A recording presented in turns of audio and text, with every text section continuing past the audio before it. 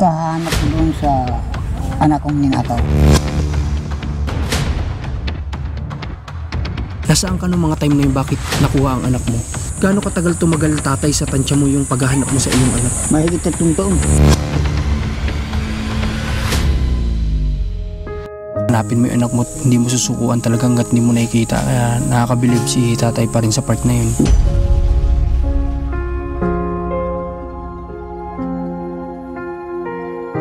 Magandang araw sa lahat ng mga manonood natin. Kahapon wala kaming charity works kasi nga may personal na mga lakad kami. Pero ngayon, ito, nandito pa rin ang team namin at susulitin namin itong araw. Kaya una namin pupuntahan ngayon ay si Nanay Isin. Kakamustahin natin syempre kasi may 2 days or 3 days tayong walang update sa kanya. So ngayong araw yung naisip namin na puntahan siya. Sana nandito lang sila ngayong araw. At syempre may mga dala kami sa kanilang pasalubong.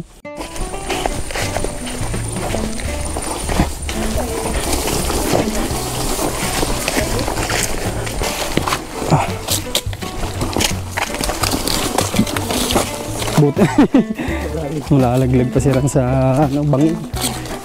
Mabuti na lang binigyan tayo ng magandang panahon ngayon, kaya makakabisita tayo dito. Andiyan na agad yung mga aso, sasalubungin na tayo. Yeah.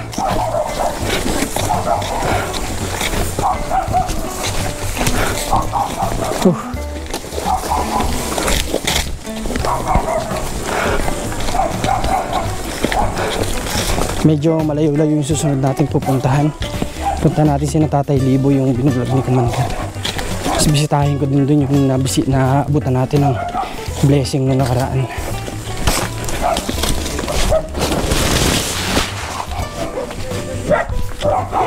Dito na tayo.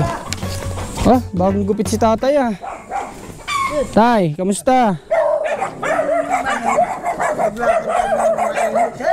Ang daming aso. Dapat tay, mga 2 aso okay na. Masyadong marami silang aso. Parang aso na dito, higit 4 pa yata. Sobrang dami. Ito, may nagawa sila ng nakaraan.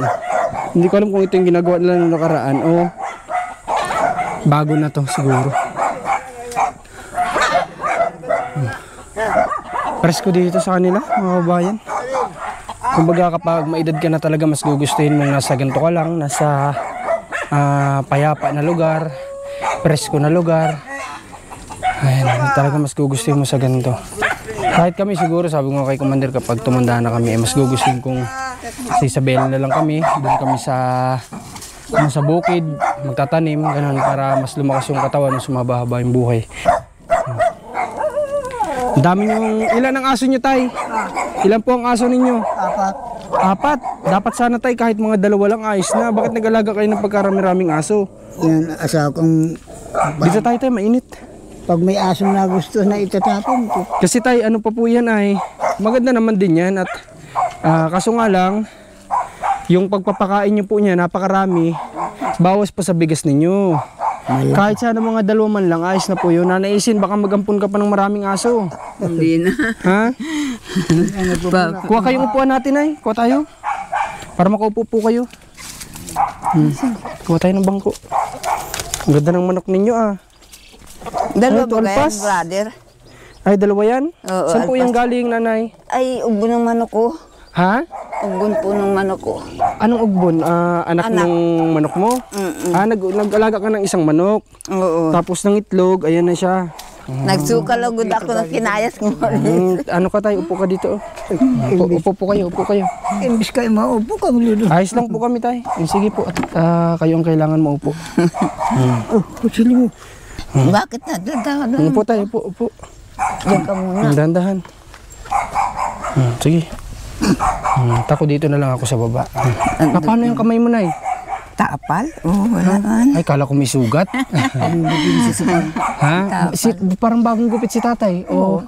Nung umuwi po baga, na magpapagamot ay Sino ang nagupit sa kanya? taga-bayan. Isinama mo siya sa bayan?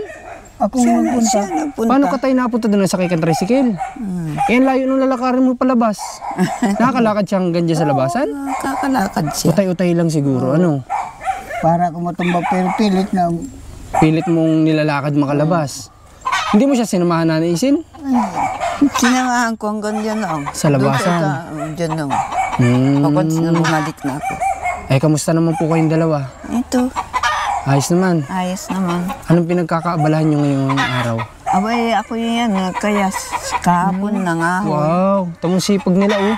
Nagkaya sila ng walis. Walis ano, Nay? Ayan, Ibibenta nyo po yan? ibibenta. Kung minsan pa May na. walis pa ba tayo sa bahay? May walis pa ba tayo sa bahay? Bibili na natin kay nanay. Magkano ang benta mo sa ganyan? 25 lang po ang bilhin niyan dito. 25, tinan ko. Maliit pa nga. Ah, dadagdagan mo pa ito. Papalakihin pa yan. At kakaunti pa naman. Kakunti. Marunong dagdagan ako dyan sa loob. Ang maganda sana. Bubukludan ko ito. Irok. Ah, yung ano, yung Bungang maliit bilog. patibay po kasi yon. Mas kikain ng karang nakadikit sa lupag. Talsik na yan. Kaya niyang tanggalin. Oo, matibay. Oo. Nanaisin ito po ay saan nyo ito kinukuha itong ginagawa ninyo? Diyan. Sa mga nyugan, yung mga laglag. Yung pinawit ng kanuri ko, dami dyan. Ay, pag may laglag, pinupulot nyo na kaagad yun. Dito naman sa lugar na ito, kayo lang ang nangunguha ng ganito. Wala namang iba kayong kaagaw. O may kaagaw kayong ibang nagagawa din ng ganito dito. Dagta yun sa damit to. Ha? Umupo ang asawa mo. Ay, ayan po. Dagta eh. Ayos lang po siya dyan. Kamusta po ang ano nyo, ang pag-uusap nyo ng pamilya mo, ng mga kamag-anak mo? Okay naman na kayo? Okay na. Nagpayag naman na. Minalitan yung mga anak. Ano pong sabi? niyang abalahin. Sila nanaisin mo at gawaan niya ng kung ano yan. Yan ano nag kung saan na naman niya magdidilin siya ng pagkain. Pabayaan mo niya yung vlogin. Kisa niya saan mo dilin siya yung lagayin niyo nakakaya. Yun, nagtigil na. Nagkausap din kami kahapon. No, isang araw pa. Pasensya na yung biro ko na asong ang kain Pilipino. Ay, okay lang po yun, tay. Wala pong ano, alam ko naman na si tatay ay nagbibiro lang din. Kasi alam niyo naman sabi ko nga ang gantong edad, minsan nakakatuwa din makinig ng mga kwento nila. Kasi kumbaga alam niyo yun, may andun yung parang mga kakaiba talaga na parang hindi mo kadalasan naririnig sa ibang tao na kwento. Sa mga gantong edad maririnig mo yun. Kaya okay lang po yun, tay. Pag matanda na biruin ng mga bata pa. Kayo po ba, tatay, nanay, di ba ang anak na tatay may isa rin pala siyang anak na sabi niya sa akin? Isa ako man sabi mo? Ilan po bang, ay hindi, Isipag ang anak nito. kayo po, ilan nga ang anak mo, tay? 3 pala, 3. Tapos si Nanay Isin ay 1. Okay. So, wala bang update sa inyo ang inyong mga anak? Siya, nakausap niya. Ay wow, nakausap niya? Nakakausap ko sa pantawag ng mga kapitbahay ko dyan sa una. Nakakitawag ako. Pati manugang ko. Kailan niya huling nakausap ang kanyang anak? Nitong pagpunta rito, Nabisita dito, hindi naman, pero yung... nagbisita dito yung 3 anak At ang niya. akala, patay na ako. Ay, ganun. Pero ngayong alam nila na buhay kayo, napunta sila dito. Hindi pa ngayon, baka awan ko kung Pero at least, bumisita na sila dito. Hindi pa pati ko pilinig ito. Makakalakad pa ako. Ay, ganun. Ano naman pong nasabi nila sa inyo at sa tagal ng panahon na hindi kayo nagkita? Sa inyo, tatay, anong nasabi niya sa inyo? Eh, magpagamot daw ako at sila naman hindi makadaldaling pagpunta rito. Kung walang kwarta, hindi rin silang parating dito. Ang pamasahe. Tama naman. Ang buhay po ba ng inyong mga anak ay kamusta, tatay? Mahina rin. Mahirap. nagtatricycle lang yung manugang. Yun namang anak naman yan. Parang Tatanim ng kinutumpasan lang namin sitaw, ang buhay ng mga anak ko. talong. Kahit Yun ang kita kami tanim ganito. ng anak niyan, na lalaking panganay. Pero yung isang lalaking anak niyan ay naggagawa ng bahay. Building, construction. Construction worker. Saka yung 2 apo niyan, na lalaki, gayon din, construction din. Construction din. Pero yung anak mo talaga, nanay, ang walang update talaga, ano? Hindi talaga kayo... Isang bisis ko lang nakausap, hindi ko na nakausap ng apo ko. Hanggang ngayon. Kailan mo siya huling nakausap, Nanay Isin? Sa telepono yan? Sa telepono? Unang dating namin dito. Ay, matagal ng panahon pala, ano? Kasi ang tagal nyo nang naninirahan dito. Tagal na. 1959 pa yun. Pagdating namin dito. 1959 pa kayo dito nagdating? Oh, 97. 97. 1997 kayo dito dumating. Kaya ako napakatagal naman kung 1950 plus pa. Oh. Mayo Pitasito. Kayo po ba ang dalawa? Bakit pala matanong ko? Bakit wala kayong anak nang sa inyo? Kasalanan ito. Bakit po? Gabi kami naglugka ng nyog. Yung kukuplahin. Namatay yung tukaron. Tapos? Gabi kami naglugka. Namatay. Sisindihan ko siya na nakipagpagawan siya. Tapos? Binigay ko siya nga. Ay sikat ang bahay namin ay merong buro balkon. Doon sinagdan. Ay sikat na doon na pambayan ng sikupra. Meron. Tapos? Doon sinakadulas na kaganyan. Ay, nadulas ka doon? Yun ang dahilan. Magbuhat ng sigil ang agas ng anak ko. Diyan sa kanya. Ay, yun pala yun. Kung buhay pulat yung brother ay kwan. 6 yun. Ay, dito. Bali, 6 na ang inagas mo? 6 Naaga. Ang dami ah. Puro agas pulat. Marami pagkatugmaan ng dugo. Ay, hala, 6, sayang pala. Ibig sabihin, ang dami mo pala sanang naging supling ninyo ni tatay. Ang agas lahat yun. Ay, ganun. Bakit naman ikaw nakipag-agawan sa kanya ng ilaw? Ay, paano sabi ko siya na lang sa itaas at baka sabi ko madulas siya. Ay, ako naman ang nadulas. Sabi mo, baka siya madulas, pero ikaw ang nadulas. Ay, grabe. Anong yung pangbayo, doon ka napatama? Ang malapad ang puno. Puno makapal. Ay, kaya pala nagtataka ako bakit ang tagal nyo nagsama, ba't wala kayong supling? Puro Kahit isang agas, lang. mayroong 3 buwan, may 2 buwan, may 1 buwan at kalahati, may 4, may 5. Hindi kayo tayo baog kasi nagkaanak nga kayo ng 3.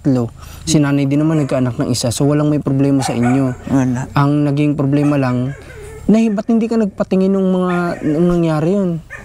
Tamad. Hindi na ako nagpating gawa. Bakit? Patigil na rin naman. Patigil na rin ang pagre-regla ko. Wala na rin. Ay, paano na kayo? Paminopause na. Pero ang tagal. Nagkaroon pa nga kayo, sabi nyo, bali 6 dapat. O sa una pa lang dapat o pangalawa, nagpatingin na kayo. Kung naaagasan na naman kayo sa pangalawa, lahat nagpatingin na kayo noon.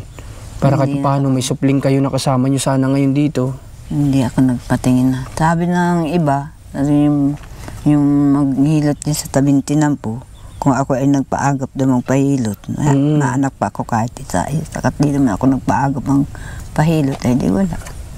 Ganun. Buti, tatay, nanay, kayo pong dalawa, hindi naman kayo nagkakaroon ng pagsisisi na hindi naman kayo dumating sa punto na ganun. Hindi.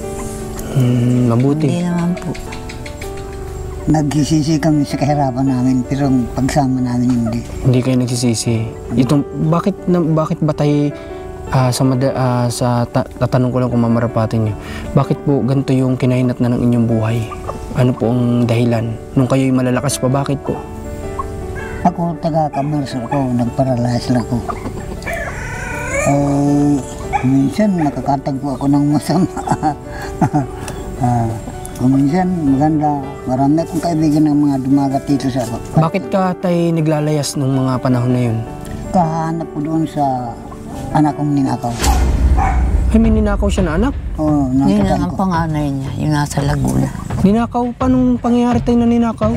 Yung nagnakaw, magkasama kami kasi yung lalaki, kapatid ng nanay ko. Pising kami sa bundok. Sa lupa nila.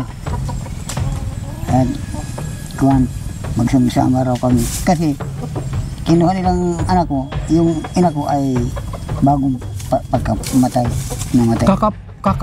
Kakamatay lang ng nanay nyo, ninakaw yung anak mo. Hindi sinama doon muna sa Salvacion. Doon yung ninakaw na magkasama kami. Kasi ang butuhanan ay pulo. Ang Salvacion kalupaan. Hanggang dito ang lupa nun. Pwede nyo po ba sa amin ikwento? Tay, paano ninakaw? Paano po yung nangyari? Ay di nila, galing kami doon nandun kami sa Salvacion sa bundok. Ako naman nag-ibaba. Nagpasil ako sa barangay namin. Pag uwi ko, wala na sila. Naroon yung lula ko, Cornelia Roldan, ang lula ko. Sabi ko, nasa na lula yung kasama mo rito? Anak mo panganay yun? Panganay siya? Hindi, kahuli-hulihan yun. Pinakabunso? nasa gitnang patay yun. Paano pagdating mo wala na doon? Dinala dito sa Pinitan. Pagkatapos, inabot ko, nandun na sa Mercedes. Nakisakay na lang ako kung kanagan yung motor yun. Nagpunta na ako ng Mercedes. Gabi na. Nasa Manggisok naman sila. Ay, takot ako sa busis ng aso. Takot ako. Hindi, nandun na ako sa ilog. Ay. Nakasakay lang ako. Hindi ka na lumapit, kumbaga. Hindi ka na nagtangkal lumapit para kuhain yung anak mo. Pagkatapos pagkamaga, nagsama na ako doon sa mga mangunguha ng uway. Nakarating ako ng Real, Infanta. Grabe. Kaya pala nagtaka ako kanina pag sabi ni tatay na parang naubos yung buhay niya kakalayas. Na-curious ako, yung pala ibig sabihin ng kalalayas niya. Naglalaya siya kasi hinahanap niya yung anak niyang ninakaw. So, gaano katagal tumagal tatay sa tansya mo yung paghahanap mo sa iyong anak? Mahigit 3 taon. Wow. Sobrang tagal. Nagkita kami sa isang pulo din. Kilala ka pa naman niya? Hindi. Ang turo sa kanya nung nagpalaki ang turo sa akin ay kuya. Kuya? Hindi na ba? Bakit nakausap niyo yung nagkuha sa anak ninyo? Oo, yung lalaki kapatid ng ina ko. Okay, anong sabi sa inyo? Bakit niya ginawa yun?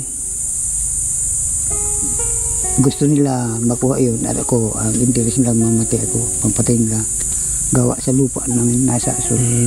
Okay, wag na natin pag buhay pa ba yan tinutukoy mong kapatid ng nanay mo? Patay na? Patay na rin sila pareho. Okay lang siguro at patay naman na. At tayo ay nag-iiwas lang sumalangit na ang kaluluwa, ano? Okay, so tatay, hindi ko akalain na may ganyan pala kayong istorya. Napakadaming istorya ng buhay nyo, no? Talagang sa edad nyo yan ay dito tayo, sabi nga may mas matututunan tayo sa mga kagaya ng edad nila kasi napakadami nila lang experience sa buhay. Natutunan natin dito na matanong ko pala tay, nasaan ka nung mga time na yun, bakit nakuha ang anak mo? Nasa bari ako na mamasyal. Bakit ka namamasyal? Ay naghanap ng pera, trabaho. Oo.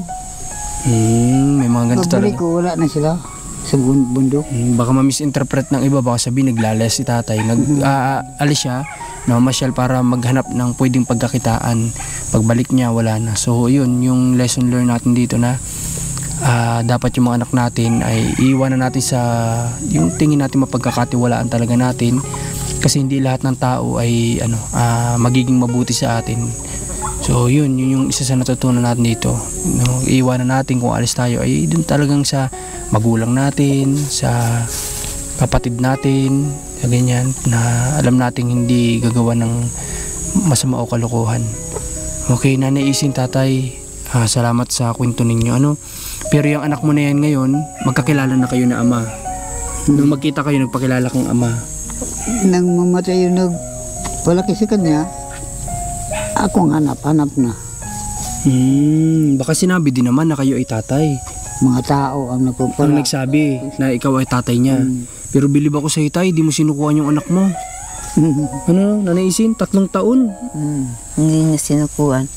Kaya nga, sabi nung anak nitong babaeng isa, anya tiya, may ganyan si Papa, hindi na naglayas ngayon. Dati-dati niya layas yan si Papa. Sabi sa akin, nagtino na yan Papa mo, nag-asawa na. Okay, so grabe, 3 taon, hindi biro yun na hanapin mo yung anak mo, hindi mo susukuan talaga hanggat hindi mo nakikita. Kaya nakakabilib si tatay pa rin sa part na yun. Nagkikitrabaho ako, pag may kurat ako, hanap naman. Pag tatrabaho ka, kumita ka, hanap ka na naman sa anak mo. Anong ibibili kong pagkain ko, wala akong kwarta. Kailangan mo ng pera para habang naghahanap. Saan ka natutulog nun pag habang naghahanap ka? Ay, sa bahay ako sa mga inabot kong baryo. Nakikitulog ka? Hindi naman sa bantaw gundo kong galing gumitara, kampanaw. Kaya marami kang, kumbaga, madali mo makuha yung loob nila kasi magaling ka makisama, tutugtog ka ng gitara, doon sa tinitirahan mo. Kahit yun na nakagalit namin, tanungin yun. Na alam nila na magaling kayong gumitara. Oo, kasama ko pati sa pag-arana yan. Minsan pala tatay, hanggang ngayon ba kaya mo pang tumugtog? Oo. Sige, pag minsan magdadala tayo dito ng gitara. Maganda pala, may gitara ka tatay, Para may Sira naman. sira na. Maganda may gitara para Ang gitara dagdag libang yun sa Ang inyong gusto ko sa dalawa. gitara mahaba ang braso. Ayaw ko yung ganyan lang. Maiksi. Kinukulong ako ng tipa niyan. Oh, galing ni tatay. Tatay, bilang kitang ukulele. Gusto mo? Ay, pambata yun. Bata ba yun? Okay, hindi pala pwede yun, ukulele. Tapos si nanay dapat may drum. Si nanay nagda-drum. Oh, hindi may banda na kayo dito. Oh, di ba? Tatay, minsan pag ayaw mo magka-budget ako, bibilang kita ng gitara, ha? Kasi maganda may gitara ka. Para anti-stress kasi yun. Ay kasi ako di matanda na ako. Parang ang gitarista matagal mamatay. Parang nakadugsong sa buhay. Ay, Galing di ba nga eh? Galing na. Oh, totoo yun, tay. Kasi hindi ka na-stress kapag tanggal ang stress mo pag tumutugtog ka. Di ba? Yung ito ang pinakamahirap kapag ito yung napagod yung utak natin ay. Ako. Yung mga tugtog sa radyo, kinukopyahan ko yan. Mga 3 tugtog yan. Kayang-kaya mo. Kuha ko yan. Marunong ka din kumanta, tay. Kasi kapag gumigitara, marunong kumanta. Hindi, tamad akong kumanta. Pero, Tamad ka palang kumanta. Ay, sinanaisin. ay, ganyan ang boses niya. Ay, ganyan-ganyan. Sintonado. At least, kayong dalawa, may banding pa rin kayo habang nandito pa tayo. Ano? Tunado. Kaming dalawa, nung may gitara ako, pinapakantaan ko yan kahit crooked ang boses niyan. Kahit crooked. Sige. Sige, kanta, at malibang tayo. At saka banding nating mag-asawa yan. Sige tayo, mo ha. Basta sinabi mong kaya mo pa, mo one time may dala na kami sa yung bagong gitara. Ha? Okay. At ngayon, bago kami umalis, may dala ako sa inyong pasalubong, ha? Para may pang dagdag kayo dito sa pangkonsumo nyo. Para sinanaisin, hindi na siya manghihingi sa mga tao. Hindi lang maganda ang nasasabi kay nanaisin. Ano? Okay. Sige, kunin ni Rans yung pasalubong natin. Kakabilib si Latatay, Commander, Isipin mong 3 years niyang hinanap yung anak niya. Kung ikaw nasa kalagayan, hanapin mo din. Oo naman. Buong buhay ko hanapin ko yan. Hanggat hindi nakikita. Oh, anak ko yun ay. Oh, Siyempre, dugo ko hanapin yun. mo. Ikaw ang binilwangan ng anak mo. Tsaka si tatay, lalaki pa yan. Lalo na kung babae na nagpakahirap ng 9 months. Oh, ito, lagyan mo dito, Rans. Yung una kong asawa, tinakas ng magulang. Ang kahanap ko sa San Vicente, may Gil 4. Puro ganyan pala yung nangyayari kay tatay. Marami Tinatakas. akong kuwan. Tinakas din daw yung dati niyang asawa. Magulang din naman nagkuhan. Magulang din. Oh, Ay. tay. Ito ha, may isang sakong bigas kayo dito. Tapos, ito, mga groceries. Kayo nang bahala magbukas ha. May mga pwede kayong lutuin, may pwedeng iulam na agad, mga dilata. At kapag umaga, kung gusto nyong humigop ng sabaw, mayroon din dito. Kayo nang bahala po. Para hindi na kami mag-open, kayo na magbukas niya. Tsaka itong sakong bigas, nung nakaraan, binubuhat to ni Nanay Isin.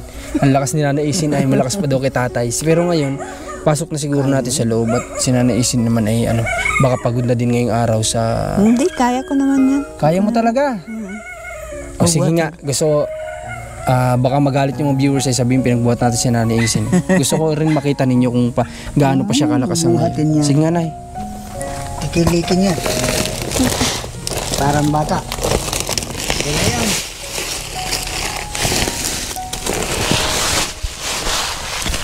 Tignan nyo. Kayang malakas pa. Grabe si Nanay. Ilan na nga edad tatay ni Nanay Isin? Silin. 77. Tinan nyo kung gaano pa kalakas. Kasi nga, namumuhay sila sa ganitong klase ng pamumuhay. Yung nasa bundok, nagtatanim. Kaya sabi ko nga naman talaga pag pumunta tayo, kung meron man tayo, may tahanan man tayo na nasa syudad, hayaan na natin sa mga bata yun. Doon na lang tayo sa bundok. At wala namang problema yun. Mas doon na haba yung buhay. Magtatanim-tanim na lang kami. Kapag wala na kami sa charity works nun, kapag di na kami nag-vlog, ganun na lang gagawin namin siguro. Magtanim-tanim na lang. Okay, Nanay Isin. Asan na pala yung mga ginawa ninyong ganito? Nasaan na? Sala-sala, ayun. Nandun na. Pinapatuyo pa yan? Hindi naman, kaya lang ay bububong ulit yan. Dudugsungan ko yan ay. Alis namin yung mga sira ng dingding. Nanay Isin, ganito po Kayo ba ay nagdadasal kayo? Gada gabi magdasal kayo tayo ha. Mag-prayer tayo, mag-pray tayo na sana isang araw mapagawa natin itong bahay nyo yung maayos. Yung may maayos kayong matutulugan.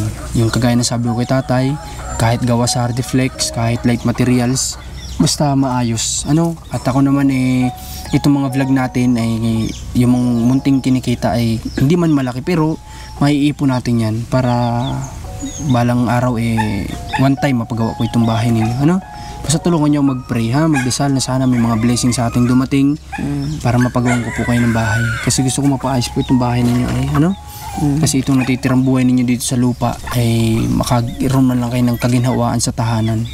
Yung wala kang iisipin kapag bumabagyo, hindi kayo lilikas kapag dahil basa-basa kayo sa loob. Ha? Sana gawin nyo po gada gabi ha. Mag-pray po tayo. Pagpasalamat natin din itong mga blessing na dumarating ha. Okay, sige nanay, tatay, salamat sa mga kwento ninyo at ang dami namin natututunan. Pati mga manonood sigurado marami matututunan sa inyo. Ha nanay? Mag-ingat po kayo dito palagi at hayaan nyo, by tomorrow o next day nandito na naman ako. Ha? At kung anong blessing ang madala ko sa inyo dadaling ko dito. At saka may mga gamit pala kayong dumating. Nasa bahay pa lang, kulang pa kasi. Hindi pa dumating, dalawa pa yata hindi dumating. Meron doong solar na may radyo yata yun. Tapos malay natin magkagitara pa si tatay. Ha? May gamit kayo doon, hindi ko pa nadadala. Antayin ko muna dumating yung dalawa pa yata yun, ha? Para sabay-sabay, hindi pa utay-utay. Ano? At may nagpadala din noon ay banggitin ko kapag dinala ko na dito yung gamit. Banggitin ko po yung nagpadala nung gamit na yun. In-order niya online. Dito na lang sa atin in-address. Ano? Okay, sige nanay. Salamat po sa inyo. At mag-ingat kayo dito palagi. At salamat sa lahat ng mga nanonood kay Nanay Isin. At kay Tatay Eliodoro. Tama ba ako? Eliodoro? Kay Tatay Eliodoro. Maraming salamat sa nagmahal sa kanila. At sana marami pa silang blessing na matanggap. Kasi deserve nila. Nakikita din ng mga tao kung gaano nila ka-deserve ang tulong, ang blessing karandagad. Kasi tingnan nyo, hindi sila tumitigil sa buhay. Gawa ng walis, gawa ng paraan para sa kanilang tinitirahan. Napakasipag nila. Yun lang masasabi ko. Tatay, yung sinasabing tamad kayo, hindi po yung totoo. Dahil kayo may karamdaman na kaya kayo ay hindi na makakilos. Kasi yung paghahanap mo pa lang po sa anak mo ng 3 taon, hindi po yung gawain ng isang taong tamad. Gawain po yun ng masipag na tao. Yung hindi sinukuhan yung anak na hanapin, gawain lang yun ng masipag. Hindi po yun gawain ng tamad. Tatay? Okay, so salamat sa kanila. At supportan niyo Marcos TV channel, Commander ni Marcos, Rans TV, supportan niyo po ang team namin. At andito kami araw-araw. Kahapon lang pala wala. So halos araw-araw naman, ganito yung ginagawa namin. Kaya sana supportan niyo kami, samahan niyo kami lagi. God bless po sa lahat.